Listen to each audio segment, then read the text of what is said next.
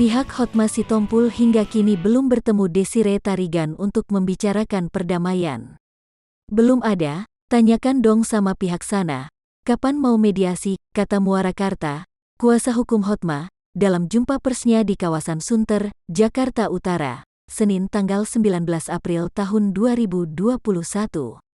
Namun, masalah rumah tangga mereka, menurut kuasa hukum Hotman, seperti sudah dilebih-lebihkan atau didramatisir. Ya kan sejauh ini dia bersama pengacaranya teriak ini itu di pinggir jalan.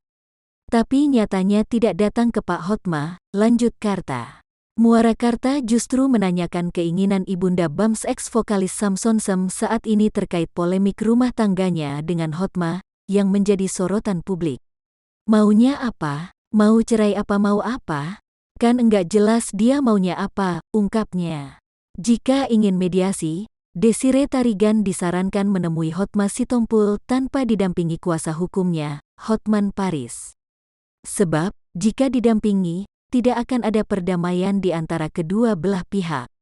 Sebab, menurut Karta, Hotman Paris punya kepentingan atas masalah rumah tangga kliennya.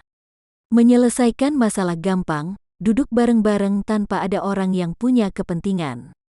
Ia sudah duduk bareng-bareng selesaikan semuanya. Kalau ada satu orang yang punya visi misi enggak akan selesai, ujar Muarakarta.